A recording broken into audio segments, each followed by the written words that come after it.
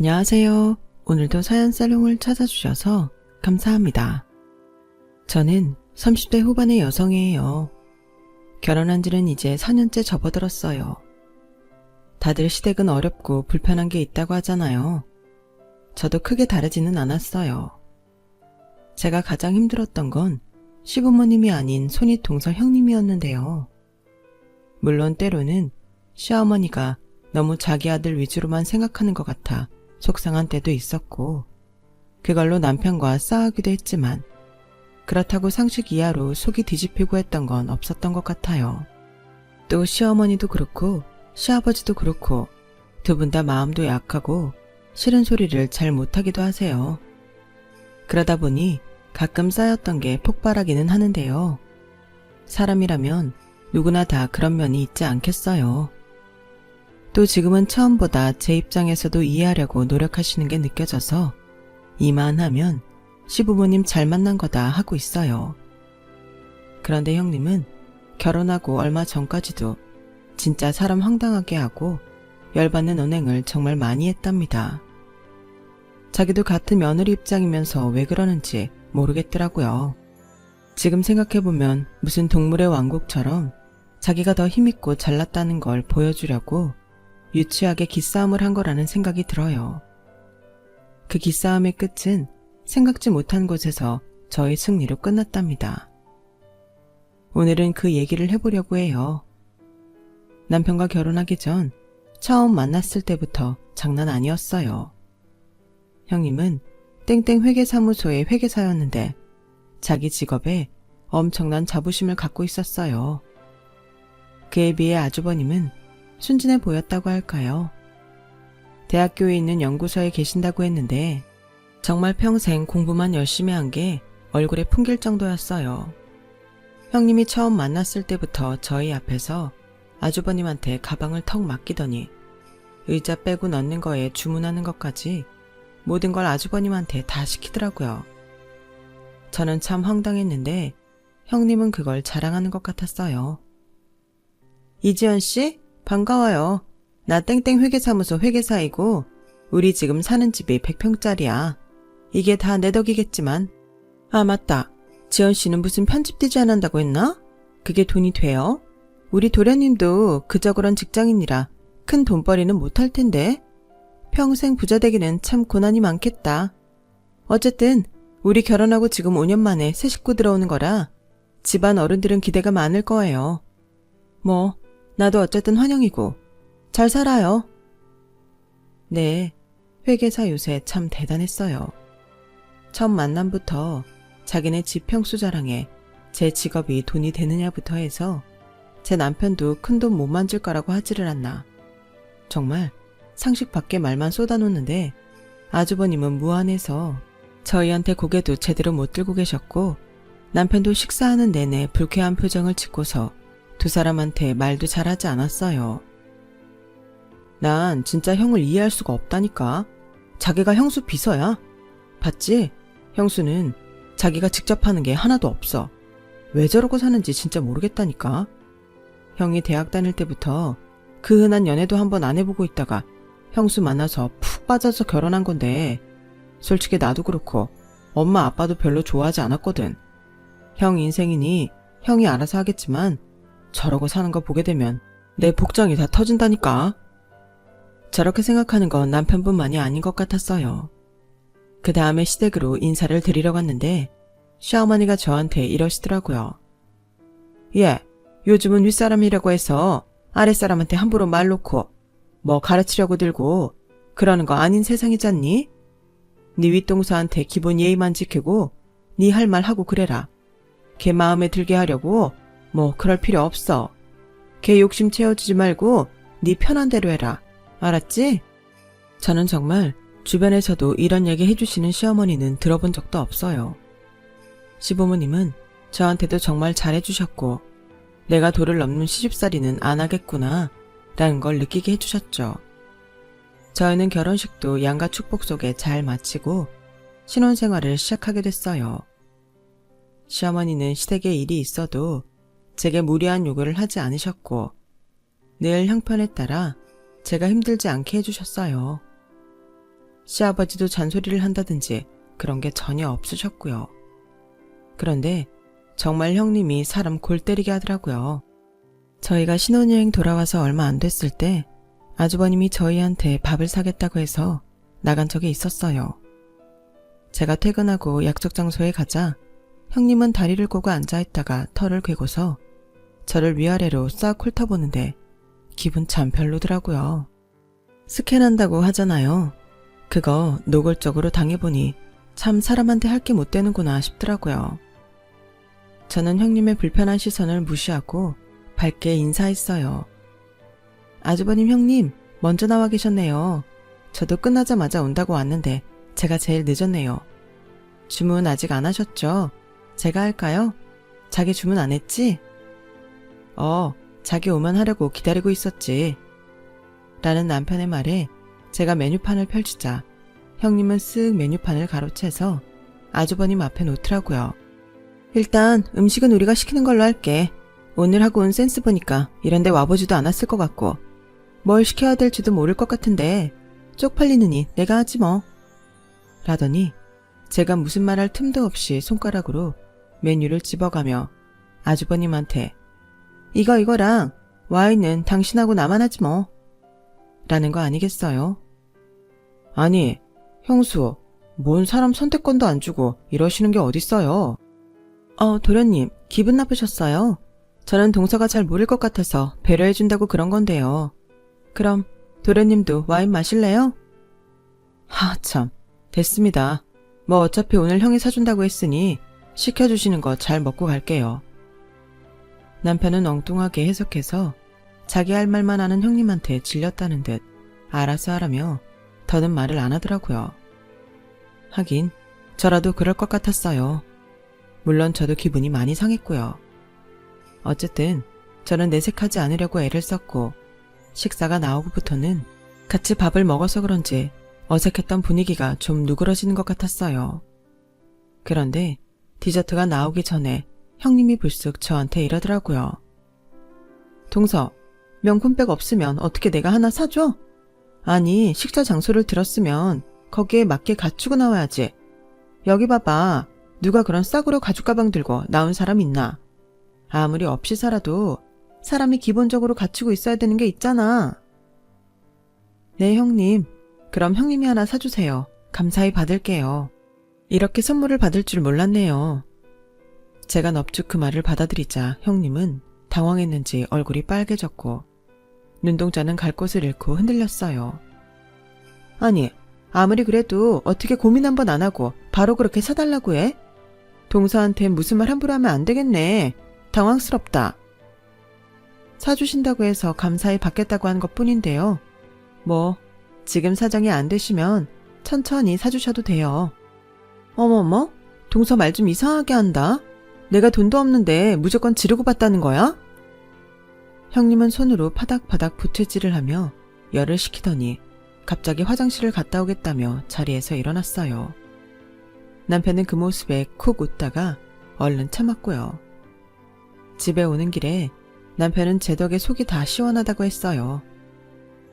형수 당황하는 거 보니까 진짜 그동안 막혀있던 게 확 뚫리는 것 같더라니까. 너무 재밌었어. 근데 자기도 기분 나빴지. 어쩜 저렇게 사람을 대놓고 무안하게 하는지. 난 형수 보기 전에 회계사가 저렇게 대단한 사람들인지 몰랐잖아. 나라고 뭐 기분 좋을 리 있어. 근데 전에 어머니가 그랬잖아. 요즘은 무조건 윗사람 하는 말 참고 듣는 거 아니라고. 난 어머니가 이런 때를 대비해서 참지 말고 할 말 하라고 하신 것 같은데 그래서 대놓고 화내고 싸우기보다는 웃으면서 얘기해보기로 했지. 형이 하도 좋아하니 우리도 어쩔 수 없는 건데 난 진짜 형수 같은 사람 보다 처음 봐. 뭐 두 분이 잘 살면 그걸로 된 거 아니겠어?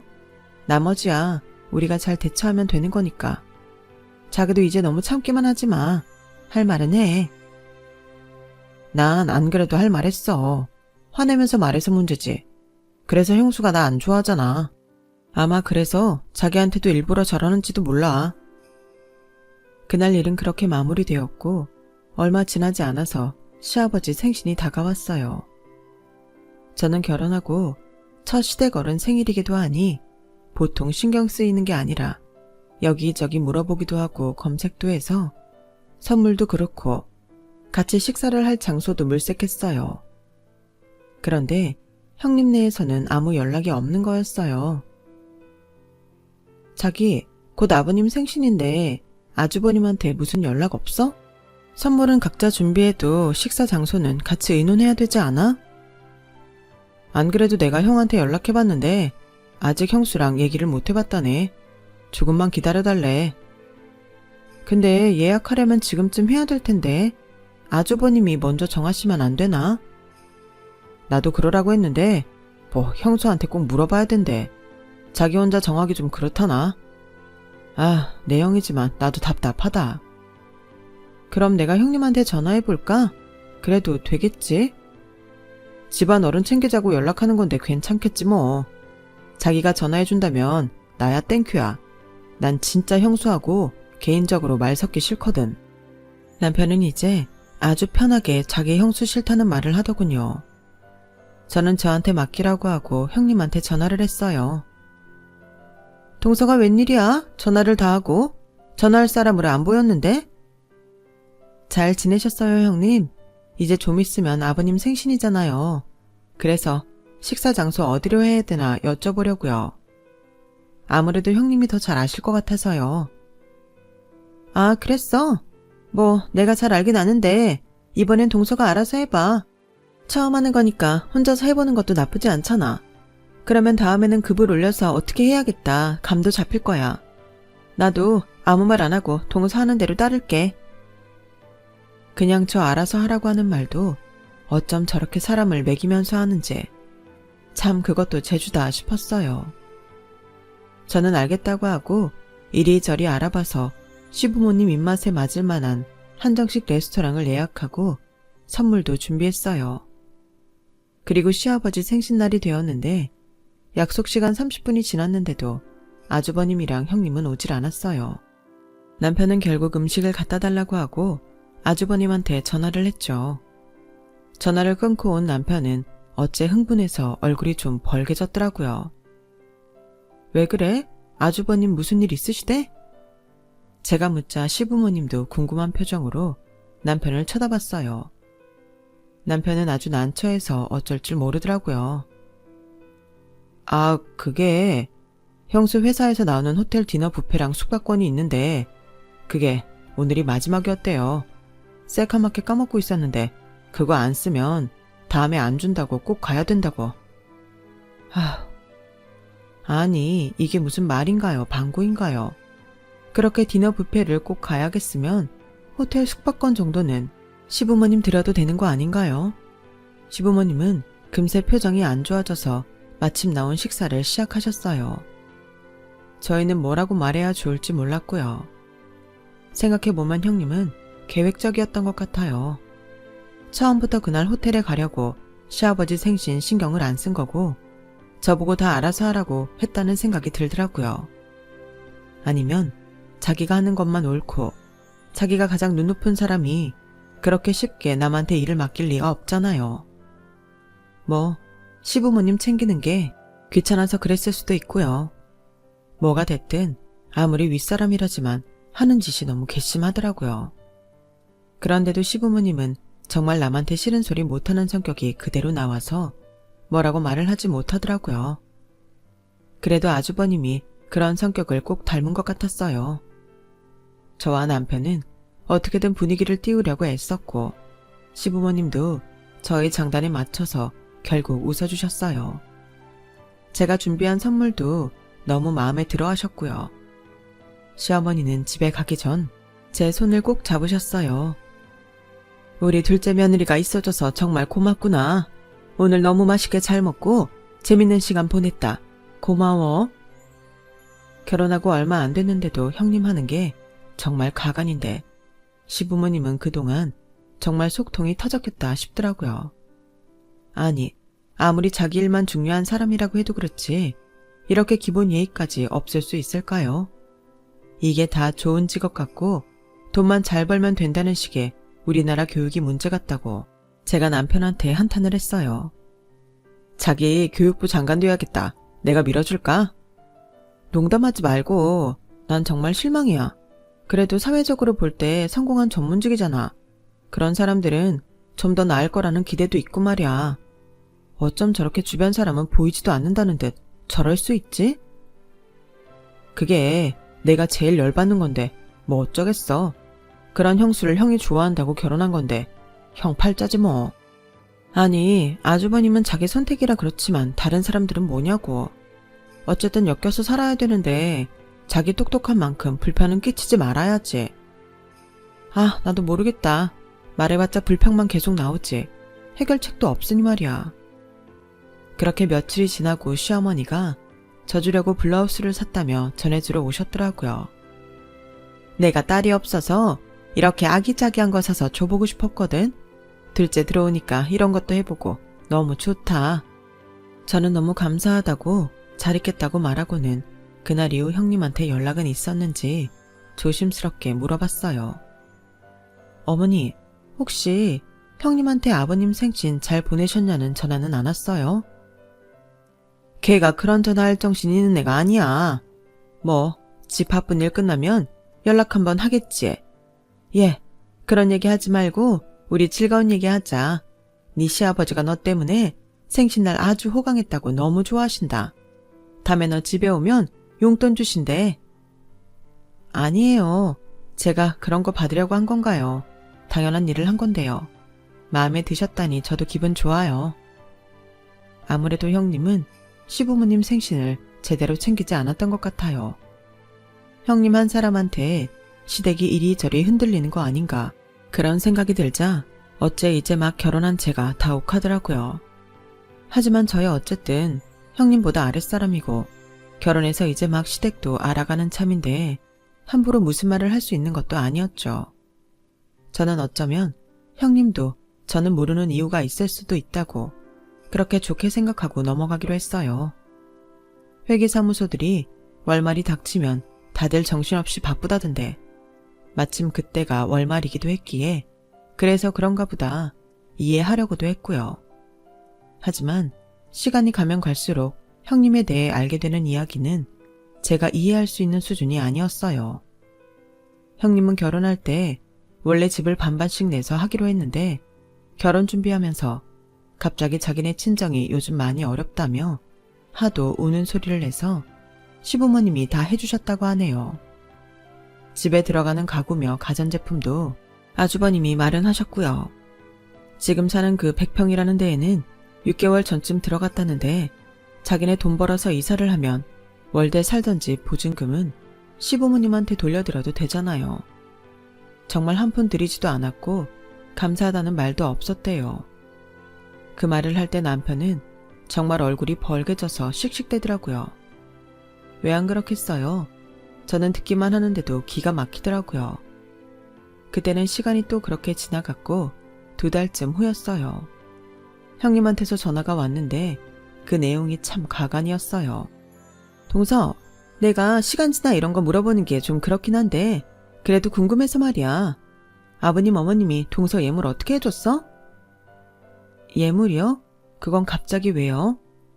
아니 며칠 전에 도련님이 집에 들러서 우리 그이랑 얘기하는 거 들었는데 불가리 거 세트 받았다며?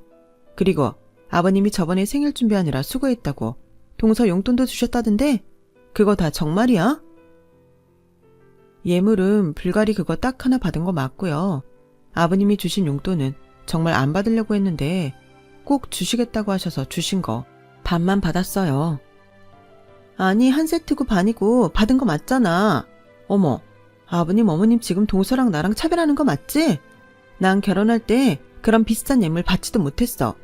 우리 남편이 준비한 반지 목걸이 세트만 받았다고. 그리고 용돈이라니. 나한테는 그런 거 주신 적도 없는데 이거 차별 맞아. 동서, 뭘 했길래 아버님 어머님이 그런 걸 해주셔? 제가 뭘 했냐고요? 글쎄요. 저는요 집장만 하는 것도 오히려 제가 돈 더 보태서 했고요. 한 6대4 정도로 제가 더 냈어요. 그리고 아버님 생신 챙긴다고 선물도 드리고 한정식 레스토랑 아버님 어머님 입맛 맞을 것 같은 데로 골라서 같이 식사도 했죠. 뭐 그 정도 한 것 같아요. 참, 주말마다 안부 전화도 드리고 가끔 부르시면 가기도 하고요.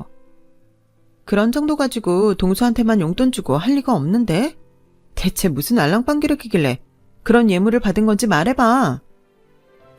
저는 집 얻을 때 제가 좀 더 보탠 것밖에 없어요.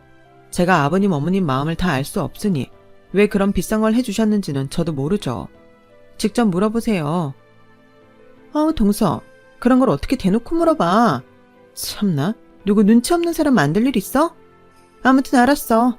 동서도 참 대단한 사람이네. 가지 거 알려주는 게 뭐 대수라고. 처음부터 보통 깜찍하진 않겠구나 했지만 이 정도일 줄은 몰랐네. 제가 깜찍한 인상은 아닌데 그렇게 봐주셨다니 감사해요. 저는 형님의 말도 안 되는 꼬인 말에 지고 싶지 않았어요. 제 옷차림이나 가방 같은 게 자기가 한 것보다 좀 저렴한 것 같으면 대놓고 깎아내리고, 제가 시부모님한테 자기보다 좋은 걸 받은 것 같으면 그건 또 못 참는다니.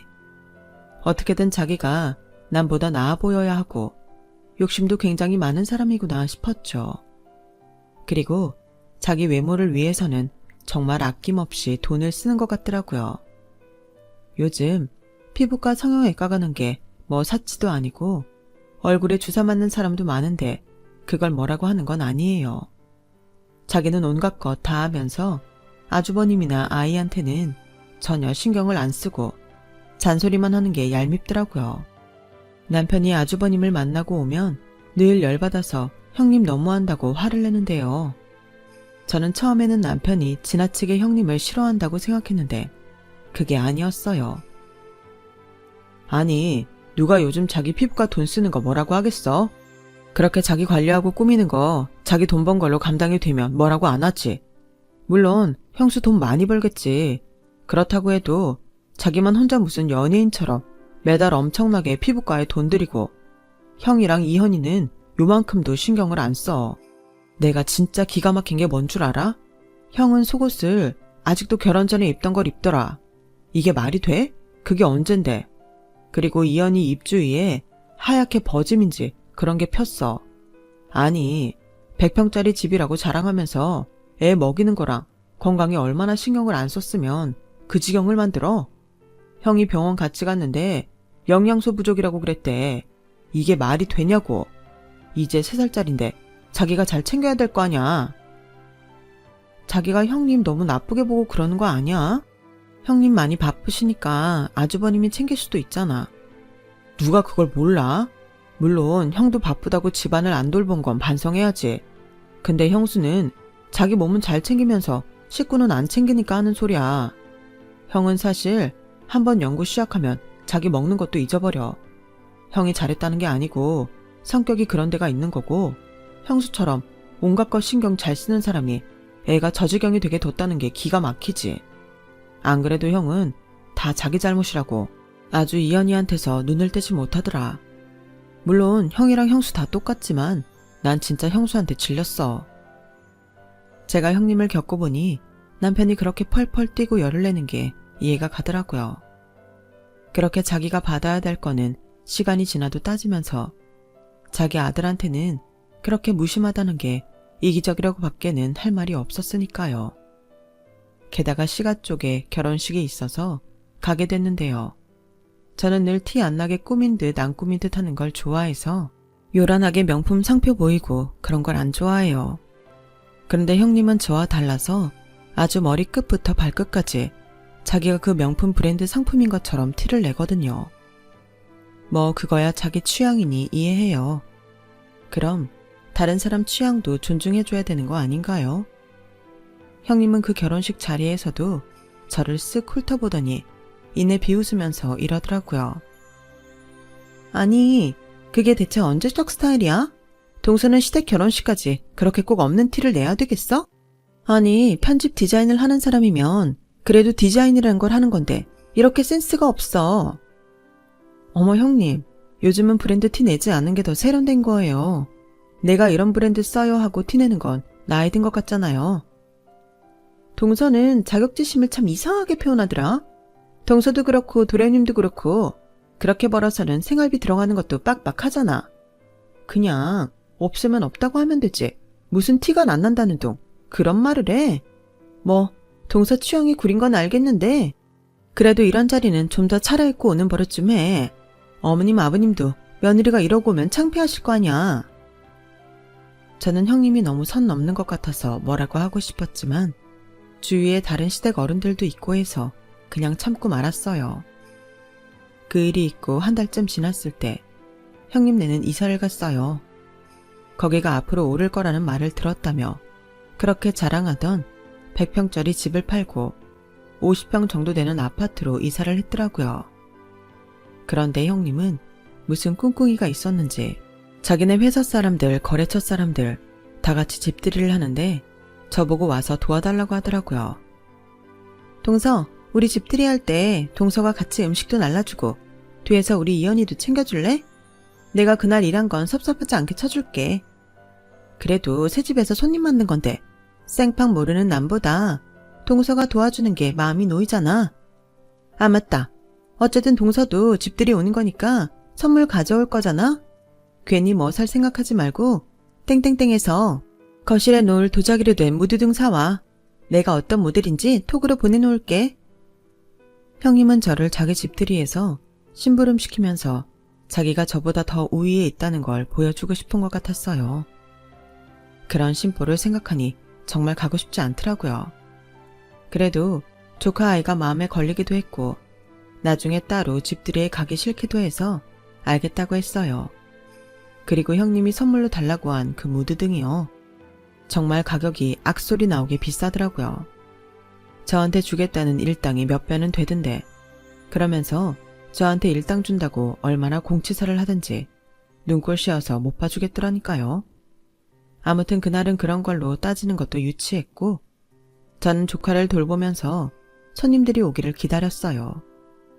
손님들이 하나 둘씩 오기 시작하더니 곧 오기로 한 사람들이 다 왔고 저는 형님이 시키는 대로 음식을 내갔어요. 아주버님은 제가 왔다 갔다 음식을 나르니까 미안해서 어쩔 줄을 모르더라고요. 아우 재수씨, 제가 나중에 다 갚을게요. 오늘 정말 미안해요. 네, 그래도 이사하셨는데 저도 이렇게 축하한다고 생각하면 되죠 뭐.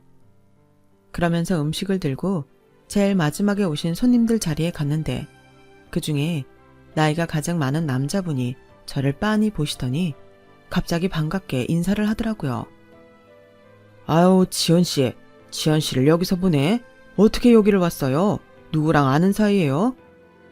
아저씨, 저 여기 저희 아주버님 댁이에요. 오늘 집들이 있다고 해서 도와드리러 왔는데요. 아니, 우리 회사 큰 고객 따님이 그럼 김현수 씨 동서인 거네? 와, 이런 인연이 있나? 그렇게 활짝 웃으며 제 손을 잡는 그분은 저희 아빠 회사 일을 해주는 대표님이었어요. 저는 몰랐는데 원래 공동대표로 있던 회계사무소에서 독립해서 따로 사무소를 차렸는데 그때 아빠가 대표님 부탁으로 회계 업무를 이쪽으로 옮기셨다고 해요. 그래서 저는 형님이 땡땡 회계사무소라고 했을 때 잘 몰랐던 거고요. 거기 대표님이 아빠와 친분이 있는 것도 몰랐죠. 대표님이 저를 붙잡고 반갑게 이야기를 하고 있으려니 형님이 무슨 일인가 싶어서 잽싸게 오더라고요. 어머 대표님, 우리 동서한테 무슨 일이실까요? 이렇게 누구랑 반갑게 얘기하시는 거 처음 본 것 같아요. 김 차장. 김 차장은 내가 독립하고 우리 사무소 와서 잘 모르지? 여기 지연 씨가 우리 회사 은인이나 다름없는 땡땡 투자 대표님 딸이야. 거기 회사 회계랑 대표님 갖고 있는 건물 큰 거 두 채도 우리가 하잖아. 이런 인연이 있을 줄은 꿈에도 몰랐네. 김 차장, 동서한테 아주 잘해야 되네. 지금도 우리 사무소 큰 고객분 따님이거든. 김 차장이 지연 씨한테 실수해서 우리 일감 떨어지는 불상사는 생기지 말아야지. 농담이고 김 차장이 어련히 알아서 잘하겠어. 이렇게 형님네 집들이라고 도와주러 온 거 보면 사이가 꽤 좋은 것 같은데 오늘 김 차장이 일 다 끝나고 나면 지연 씨한테 크게 한턱 쏴야 돼. 알았지? 아, 네, 그래요. 동서 친정이 그랬군요. 형님은 얼굴이 불그락 푸르락 난리가 났고 입술이 파르르 떨렸어요. 저는 그걸 보고 웃음이 터질 것 같은 걸 겨우 참았어요. 사실 저희 아빠가 규모가 크지는 않아도 아주 알찬 투자회사를 운영하고 있었고 그 회사가 있는 건물과 그 옆 건물도 소유하고 계셨는데 그 건물이 좀 크거든요. 그런 사실을 전혀 몰랐던 형님은 깜짝 놀란 거고 대표님이 대놓고 저한테 잘해주라고 하니 완전 당황한 거죠. 대표님은 집들이가 끝나고 돌아갈 때까지 형님한테 저한테 잘해주라고 몇 번을 말했는지 몰라요. 자기 대표한테 뭐라고 할 수도 없고 형님은 어쩔 수 없이 예 할 수밖에 없었죠. 사람들이 다 가고 난 후 형님은 저한테 따지듯이 말했어요. 아니, 동서는 친정집이 그러면 그렇다고 말을 해줘야지. 왜 여태 아무 말도 안 했어? 이게 대체 무슨 경우야? 제 친정일이 형님하고 관계가 있을 줄 저도 몰랐죠. 아니, 그렇게 잘 사는 집딸이 왜 이러고 다녀? 누가 보면 아주 서민인 줄 알겠어. 형님, 제가 정말 말 안 하려고 그랬는데요. 지난번 결혼식 때 형님이 뭐라고 했던 그 옷이요. 그거 유럽에서는 굉장히 유명한 하이엔드 제품이에요. 저는 원래 명품 브랜드 떡하니 붙여놓은 거 별로 안 좋아해서 좋은 자리에는 주로 그런 거 입어요. 그리고 평소에는 일하고 활동하기 좋은 옷하고 신발이면 뭐든 괜찮고요.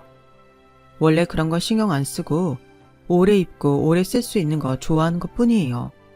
그러니까 형님도 이제 제가 하고 다니는 것 같고 뭐라고 안 하셨으면 좋겠어요.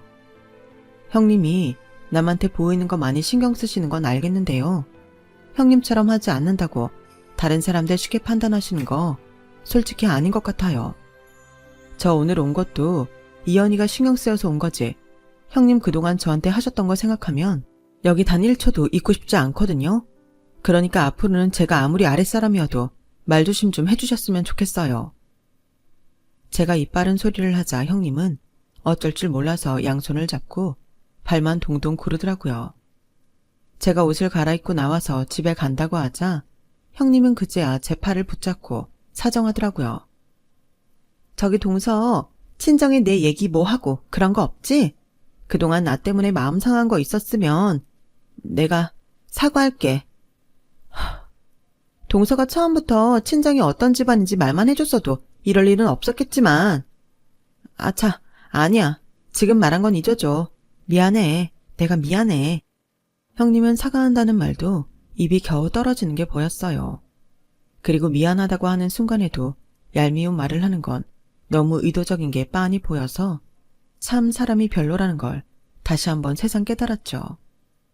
제가 아주버님하고 조카한테만 인사를 하고 나가자 형님은 엘리베이터 앞까지 따라오면서 동서, 내 맘 알지? 아무튼 앞으로 잘 부탁하고 미안해. 그리고 내가 오늘 동서가 사온 선물하고 일당하고 그 돈 다 붙여줄게. 형님, 선물은 선물이죠. 그걸 왜 돈을 주세요? 아니야. 내가 부탁해서 사온 거니까 돈 보내줄게. 그럼 내 얘기 대표님한테 이상한 건 하지 말고. 잘 부탁해. 형님은 엘리베이터 문이 닫힐 때까지 억지로 웃으면서 저한테 손을 흔들더라고요. 저는 집으로 가면서 형님한테 문자를 보냈어요. 형님이 어떤 마음으로 사과를 하셨든 받을게요.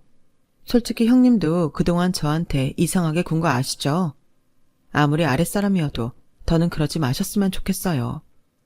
그리고 형님, 이제는 아주버님하고 이현이한테도 신경 좀 쓰세요.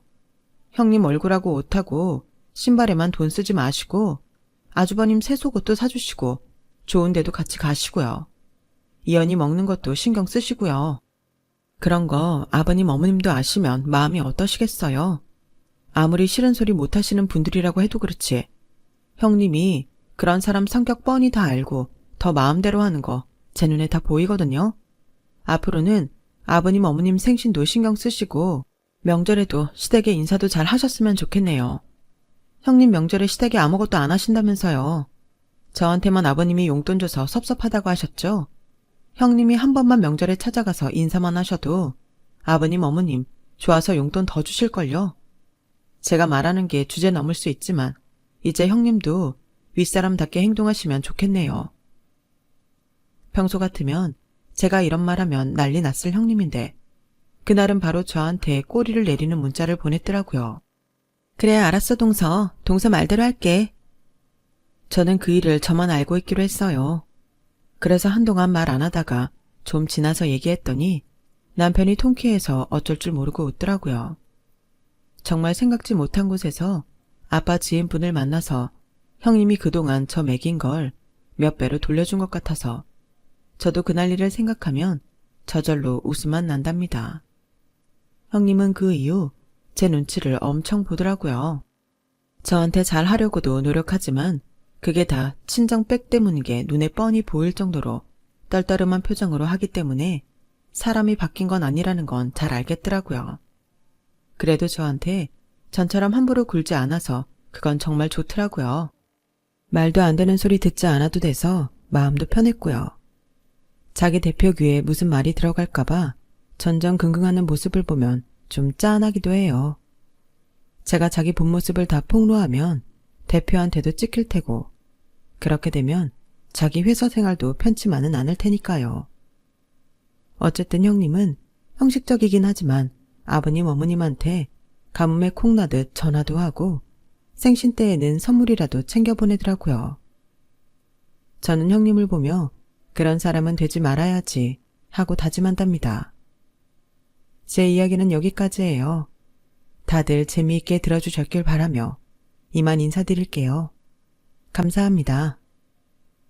여러분, 사연 댓글에 응원과 현명한 조언 부탁드려요. 좋아요와 구독은 저에게 큰 힘이 됩니다. 오늘도 좋은 일 가득하세요.